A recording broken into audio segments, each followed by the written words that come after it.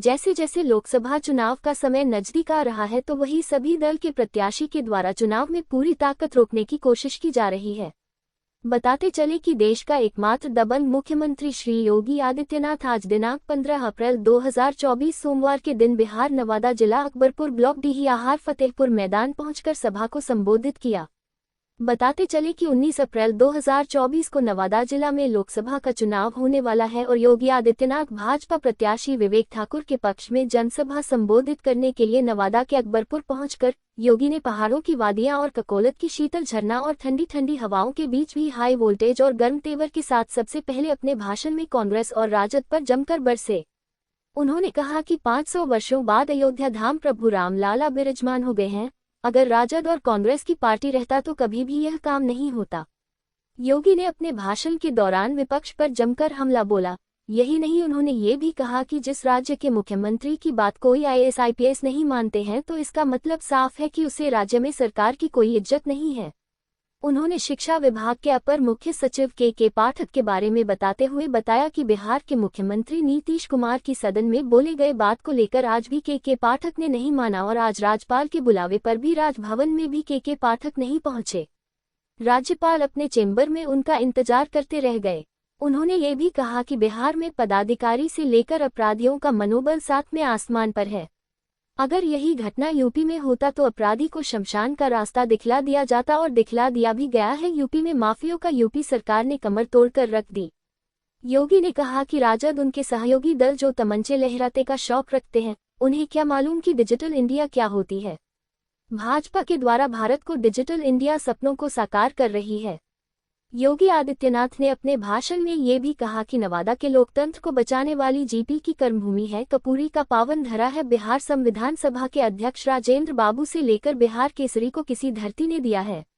उन्होंने कहा कि 10 वर्षों में भारत की तस्वीर बदल गई। दुनिया में भारत को सम्मान मिला है। भारत की सीमाएं सुरक्षित है। नक्सली व आतंकवाद की समस्या का समाधान हुआ है। जम्मू कश्मीर में शेष भारत का नागरिक जमीन नहीं खरीद सकते थे। 370 हटाकर कश्मीर को मुख्य धारा से जोड़ा गया है। योगी आदित्यनाथ के द्वारा केंद्र के द्वारा कई उपलब्धियां को भी गिनाया गया। अंत में उन्होंने जनता से हाथ जोड़कर वोट करने की अपील की और केंद्र में तीसरी बार नरेंद्र मोदी की सरकार बनाने का आह्वान किया। वहीं नवादा जिला प्रशासन और पुलिस प्रशासन के द्वारा योगी आदित्यनाथ की सुरक्षा को लेकर चप्पे चप्पे पर पुलिस तैनात रही। संतोष कुमार, अंजना, बिहार स्टेट की रिपोर्ट। दलों के सभी पदाधिकारीगण, नवादा के मेरे सभी उपस्थित बहनों और भाइयों, माता सीता, ऋषि मुनियों, यहां के स्वतंत्रता संग्राम सेनानियों, इस पावन धरा को नमन करते हुए मैं आप सबका हृदय से अभिनंदन करता हूं। बहनों और भाइयों, नवादा देश के लोकतंत्र को बचाने वाले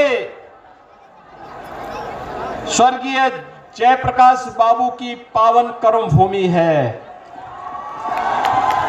और यही नहीं, बिहार के पूर्व मुख्यमंत्री स्वर्गीय कर्पूरी ठाकुर की भी पावन धरा नवादा है। बिहार ने देश को सब कुछ दिया।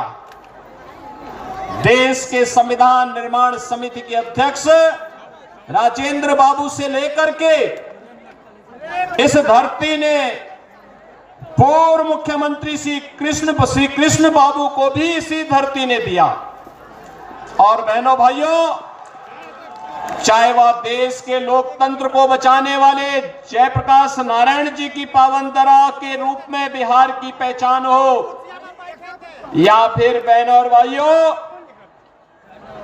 कर्पूरी ठाकुर ने सामाजिक न्याय के माध्यम से जो अलख जगाने का काम किया था, उस धरा को मैं कोटि कोटि नमन करते हुए आप सबका हृदय से अभिनंदन करता हूं।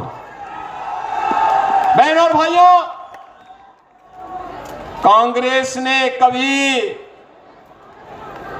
कांग्रेस और उसके सहयोगियों ने कभी जयप्रकाश जी को सम्मान नहीं दिया।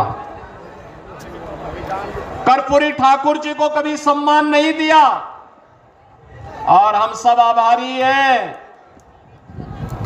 प्रधानमंत्री मोदी जी ने और भारतीय जनता पार्टी ने कर्पूरी ठाकुर जी को भारत का सर्वोच्च नागरिक सम्मान भारत रत्न देकर के बिहार वासियों को भी सम्मान देने का काम किया है।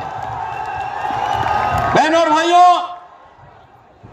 यह भूमि बिहार की है, लोकतंत्र की प्रारंभिक भूमि के रूप में इसको जाना जाता है। यह देश के इतिहास को बनाने वाली भूमि है, दुनिया को लोकतंत्र का पाठ पढ़ाने वाली भूमि है। लेकिन बहनों और भाइयों, लोकतंत्र के सामने सबसे बड़ा संकट हमेशा राजनीति का प्राधिकरण, अपराधियों का राजनीतिकरण, जातिवादी और परिवारवादी राजनीति ही लोकतंत्र के मार्ग में सबसे बड़ी बाधा है। और कल ही भारतीय जनता पार्टी ने मोदी जी के कर कमलों से अपना संकल्प पत्र जारी किया है।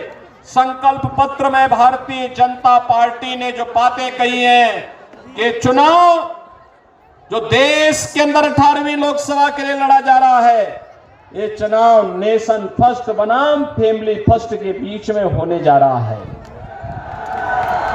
आप देखते होंगे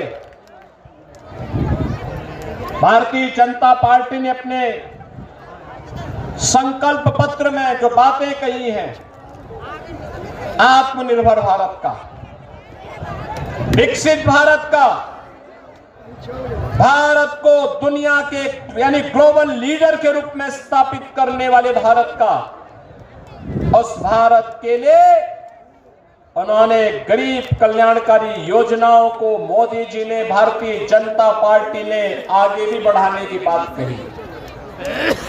आपने 10 वर्ष में बदलते हुए भारत को देखा है। बहनों और भाइयों, इन 10 वर्षों में हमारा भारत बदला है।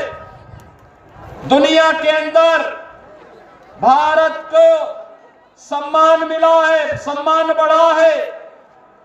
आज भारत के पासपोर्ट की कीमत बढ़ी है, भारत की सीमाएं सुरक्षित हुई हैं, भारत के अंदर नक्सलवाद और आतंकवाद की समस्या का समाधान हुआ है। आप जानते होंगे 2019 के पहले जम्मू कश्मीर के अंदर शेष भारत का कोई नागरिक जमीन नहीं खरीद सकता था। आज धारा 370 हटी। ये धारा 370 न केवल आतंकवाद की जड़ थी, बल्कि जम्मू कश्मीर को शेष भारत से अलग करती थी।